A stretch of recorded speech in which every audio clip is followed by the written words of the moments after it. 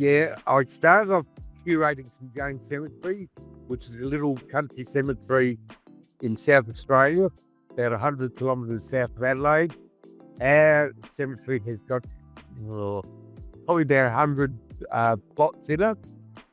I've been curator of that cemetery for 25 years, and recently I also became curator of our other church cemetery, Christ Church, in at Yankalilla, which has about 400 plots.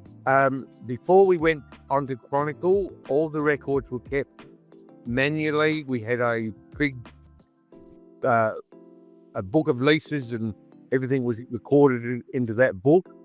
And we have got the original document book that goes back to the 1870s. Now, I think might have been when we started working with Chronicle, I was able to put a lot of the records into an Excel spreadsheet. I'm not quite sure whether I had information into the Excel spreadsheet prior to going on to Chronicle, but some of the records had been put into Word documents and whatever, so I was able to sort of get some of the information from other places and get all the records into an Excel spreadsheet.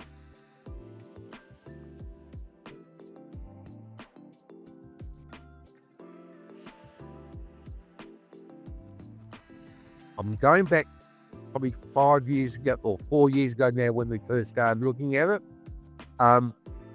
As a parish, we knew that we had issues with our curators in that we were all getting older, and we were looking towards a succession plan that if one of us still passes away or moves on, who's going to look after the cemeteries in the future? And we'd still done a little bit of research into online cemetery programs. There's 2 or 3 available out there. I won't name them all, but a couple of them to us appeared very, very expensive. Chronicle, when we did our homework initially,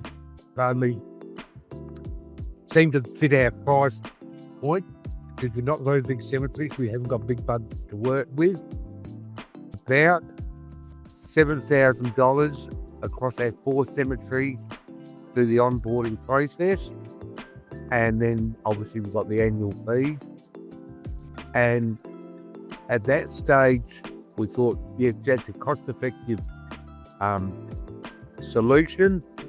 I think prior to the meeting, we'd actually been out with a drone and flown over the cemetery, and then we'd done the drone photo of the cemetery beforehand or afterwards and that.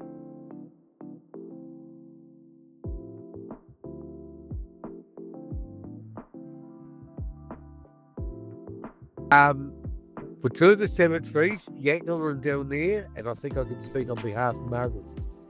Yeah, once we had the Chronicle map in front of us and the physical record,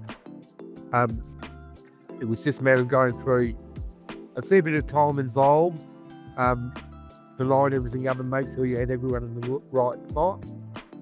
And one of the benefits we've got now that we have done it, that unfortunately we've only got 2 curators. I'm looking after 2 cemeteries at the southern end of our parish, and Margaret Carl is doing 2 cemeteries at the northern end of our parish, Willunga and Aldinga.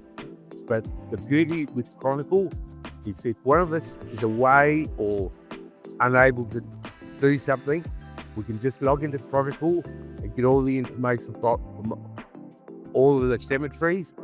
And if we get an inquiry or whatever, we can access all the records. So that is one of the great benefits of Chronicle, is that it's all up in the cloud. Give people information, organise a burial spot or whatever, and vice versa. And a couple of days ago, for example, both Margaret and myself are both retired people. We like to do some travelling and whatever. And last year, I was fortunate that I could go away for 7 weeks overseas. And I think whilst I was overseas, we had some inquiries and whatever. So Margaret could, if needs be, come down to the cemetery and give people information, organise a burial spot or whatever, and vice versa. And a couple of days ago, for example, Margaret had an inquiry for a plot at Willunga. But that's one of the beauties of Chronicle, is that it is not that difficult. I think the beauty I've seen with Chronicle, and I think, as I said, it's probably about 4 years since we got involved with it. Over that time, the number of cemeteries that have been taking it on board has been increasing. I don't know whether other software programs have got the same increase or whatever. I guess that's their business. But the fact that other cemeteries are still taking it on shows that Chronicle must be doing something right.